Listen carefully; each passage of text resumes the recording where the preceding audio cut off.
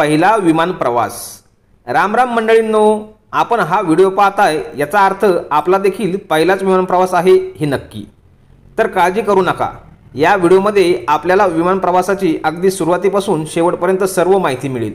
त्यासाठी हा व्हिडिओ शेवटपर्यंत नक्की पहा। मित्रांनो, आपली फ्लाइट ज्या वेळेला आहे त्या वेळेच्या अगोदर किमान 1.5 तास तरी आपण आपल्या एअरपोर्टवरती जाणं गरजेचे आहे, कारण की इथं विविध प्रकारची चेकिंग बाकीच्या सर्व गोष्टी फॉर्मॅलिटी पूर्ण कराव्या लागतात। त्यामुळे किमान 1.5 तास अगोदर विमानतळावरती पोहोचणं गरजेचे आहे। आपण आपल्या प्रायव्हेट वाहनाने गेटपर्यंत म्हणजे एअरपोर्टच्या गेटपर्यंत जाऊ शकतो। एअरपोर्टच्या गेटवरती गेल्यानंतर एंट्री गेटवरती आपली चेकिंग होती। या ठिकाणी आपल्याला आपले आधार कार्ड, पॅन कार्ड आणि आपण काढलेले तिकीट हे दाखवावे लागते आणि त्यानंतर आपल्याला आतमध्ये सोडले जाते। आता आतमध्ये जाण्यासाठी प्रत्येक एअरपोर्टवरती वेगवेगळे गेट असतात। Gate number 1, gate number 2, gate number 3। मित्रांनो, तुम्ही कोणत्याही गेटने आतमध्ये गेला तर काही फरक पडत नाही। तिकीट चेक केल्यानंतर आपण आतमध्ये गेलो की आपले सर्वप्रथम बॅगा चेक केल्या जातात। इथे आपल्या बॅग स्कॅन केल्या जातात। आपल्या बॅगमध्ये काही वेगवेगळ्या वस्तू आहेत का त्या चेक केल्या जातात। जर असेल तर ते आपल्याला त्या ठिकाणी काढून ठेवावे लागतात। सिक्युरिटी बॅग चेक झाल्यानंतर 7 किलो वजन असेल तर त्या बॅग आपण आपल्यासोबत विमानामध्ये प्रवासासोबत ठेवू शकतो। 7 किलो वजनापेक्षा आणि 15 किलोपर्यंत वजन असेल तर त्या बॅग आपल्याला लगेज काउंटरला जमा करावे लागतात आणि 15 किलोच्या वरती जर बॅग असेल तर त्याचे एक्स्ट्रा पैसे आपल्याला त्या ठिकाणी भरावे लागतात वजनानुसार।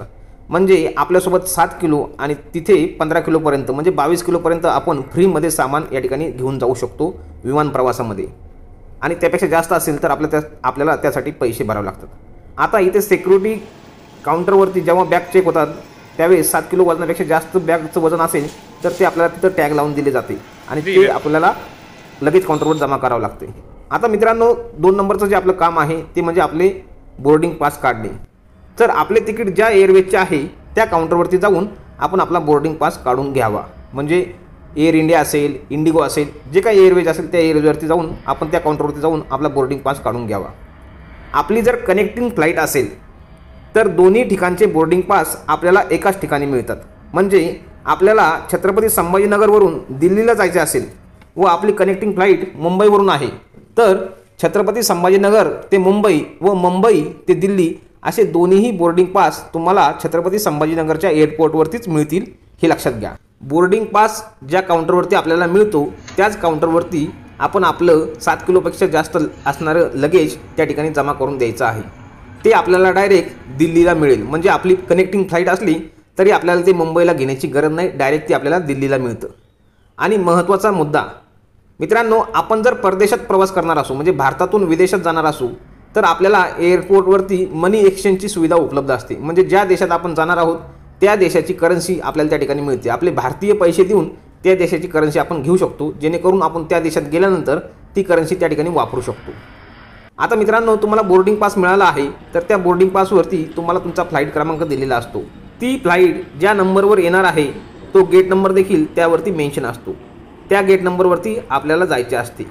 त्या गेट नंबरवरती जाण्याच्या अगोदर आपली या ठिकाणी जे काही आपल्या हँडबॅग असतात म्हणजे आपले लगेज असतं 7 किलोच्या आतमधलं, त्यामधील ते स्कॅन होतं। त्याच्या अगोदर आपल्याला इथं ज्या सर्व वस्तू आहेत, इलेक्ट्रॉनिक वस्तू, इलेक्ट्रॉनिक डिव्हाइस, मोबाईल असेल, चार्जर असेल, पॉवर बँक असेल, लॅपटॉप असेल, कमराचा पट्टा असेल, हँडबॅग असेल, काही जे असेल ते सर्व आपल्याला, हातातील घड्याळ देखील, ते सर्व आपल्याला या ठिकाणी चेक करावे लागतं।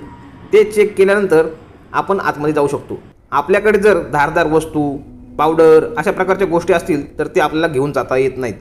त्या वस्तू जर आपण नेल्या तर त्या वस्तू त्या ठिकाणी जमा केल्या जातात, हे लक्षात घ्या। मग त्या वस्तू जर महागाच्या असतील तर त्या जमा केल्यानंतर आपल्याला परत मिळत नाहीत। त्यामुळे ह्या वस्तू घेऊन न गेलेलंच केव्हाही चांगलं आहे, हे लक्षात घ्या। आता आपण ज्या गेटवर आपली फ्लाईट आहे तिथे जाऊन बसू शकतो। तिथे आपल्याला बसण्याची सुविधा असते, त्याचबरोबर तिथे टॉयलेट, बाथरूम तसेच आपली मोबाईल चार्जिंगची देखील आपल्याला त्या ठिकाणी सुविधा असते। मित्रांनो, एअरपोर्टवरती खाण्यापिण्याच्या वस्तू देखील उपलब्ध असतात, परंतु ह्या वस्तू खूप महाग असतात, हे तुम्हाला माहितीच असेल। परंतु मित्रांनो, एअरपोर्टवर अशी सुविधा आहे जिथे तुम्ही अगदी 1 ते 2 रुपयामध्ये कितीही पोट फुगेपर्यंत खाऊ शकता, ते म्हणजे एअर लाऊंजवर। परंतु मित्रांनो, इथे तुम्हाला तुमचे क्रेडिट कार्ड, डेबिट कार्ड लागणार आहे। त्यावरती तुमच्या वेगवेगळ्या ऑफर असतील तर त्या ठिकाणी तुम्हाला 1 ते 2 रुपयामध्ये या ठिकाणी एंट्री मिळणार आहे आणि तुम्हाला हवं ते मोफत खायला मिळू शकतं, त्याचा आस्वाद तुम्ही घेऊ शकता। जर तुमच्या कार्डवरती ऑफर नसेल तर तुम्ही ठराविक रक्कम जी 999, 1000, 1500 जी काय असेल ती रक्कम भरून याचा फायदा घेऊ शकता। परंतु मित्रांनो, इतके पैसे भरून तिथं खाणं तेही बरोबर नाही असं आपण म्हणू शकतो, कारण की जिथे फुकट तिथे आपण प्रकट, याप्रमाणे असेल फुकट तर व्हा प्रकट, नसेल तर प्लेनची वाट पाहणं केव्हाही चांगलं, कारण की 999 मध्ये इतकंही चांगलं खाणं मिळत नाही। जर तुम्ही इंटरनॅशनल प्रवास करत असाल तर त्या ठिकाणी चांगल्या पद्धतीचं एअर लॉन्च या ठिकाणी असतं, त्या ठिकाणी चांगल्या पदार्थ आपल्याला त्या ठिकाणी खायला मिळतात। मित्रांनो, माझं हे कार्ड इथे माझं चाललं, त्यामुळे मी इथं ह्या खाण्याचा आस्वाद घेतला। आता इथे वेगवेगळे पदार्थ खाण्यासाठी असतात, तुम्ही कोणतेही पदार्थ या ठिकाणी खाऊ शकतात। मित्रांनो, जेवण वगैरे झालं आणि आपल्या फ्लाईटचा वेळ झाला तर आपण त्या ठिकाणी ज्या गेटवरती आपली फ्लाईट येणार आहे त्या गेटवरती थांबायचं आहे। तिथं स्क्रीनवरती फ्लाईटचा टायमिंग वगैरे सर्व डिस्प्ले होतो, काही लेट होणारे फ्लाईट, वेळेवरती येणारे किंवा काय होणारे त्या ठिकाणी दिसतं। त्याचबरोबर इथं अनाउन्सिंग देखील केली जाते। मित्रांनो, तिथे गेटवरती ज्या गेटवरून आपली एंट्री होणार आहे त्या गेटवरती पुन्हा आपला बोर्डिंग पास स्कॅन होतो। तिथून जर प्लेन दूर असेल तर तुम्हाला बसने प्लेनपर्यंत सोडले जाते। तिथे गेल्यानंतर देखील एकदा तुमची तिकीट तपासली जाते, त्यानंतर आपण आपल्या सीटवरती बसावे लागते। सीट बेल्ट लावून आपण त्या ठिकाणी बसावे। सीट बेल्ट कसा लावावा, तसेच इतर सुरक्षेच्या दृष्टिकोनातून जे काही सूचना असतील त्या सूचना एअर होस्टेस असणाऱ्या त्या महिला आपल्याला देत असतात, सांगत असतात। मित्रांनो, ह्या सूचना आपण या ठिकाणी फॉलो करायच्या आहेत। त्यानंतर आपला विमान प्रवास सुरू होतो। आपण ज्या ठिकाणी जाणार आहोत त्या ठिकाणापर्यंतचा वेळ किती लागू शकतो हे आपल्या तिकिटावरती, तसेच आपण बोर्डिंग पास काढला आहे त्यावरती आपलं नमूद असतं, त्या पद्धतीने आपण त्या ठिकाणी जाऊ शकतो। मित्रांनो, एकदा विमान सुरू झालं की आपला सीट बेल्ट काही वेळानंतर मोकळा करण्याची आपल्याला परवानगी दिली जाते।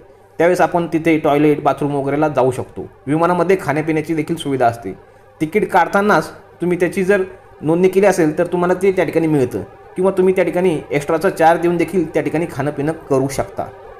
आता मित्रांनो, आपण ज्या ठिकाणी उतरणार आहोत किंवा ज्या ठिकाणी आपण आपला शेवटचा टप्पा आहे त्या ठिकाणी आपल्याला आपले लगेज जे आपण सुरुवातीच्या एअरपोर्टवरती दिलेलं असतं ते आपण ज्या ठिकाणी उतरणार आहोत त्या ठिकाणी आपल्याला मिळतं।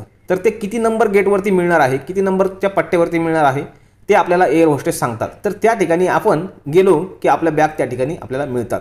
आणि मित्रांनो, जर आपली कनेक्टिंग फ्लाईट असेल तर आपण एअरपोर्टच्या बाहेर पडायचं नाही आहे, लक्षात घ्या। एअरपोर्टवरतीच जो आपला बोर्डिंग पास आहे त्या बोर्डिंग पासवरती गेट नंबर किती आहे ते पाहायचं आहे आणि त्या गेट नंबरवरती जाऊन बसायचं आहे। आपण एकदा बाहेर पडलो की पुन्हा आपल्याला पहिली प्रोसेस करावी लागते, स्कॅनिंग करा, बोर्डिंग पास दाखवा, सगळ्या गोष्टी। त्यामुळे बाहेर न पडता डायरेक्ट आपण आतमध्ये जाऊ शकतो।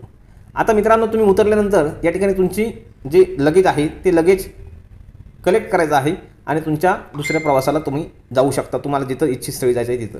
तर ही माहिती तुम्हाला कशी वाटली कमेंट करून नक्की सांगा। याच प्रकारचे नवनवीन व्हिडिओ पाहण्यासाठी रामराम मंडळी या चॅनलला सबस्क्राईब करायला विसरू नका।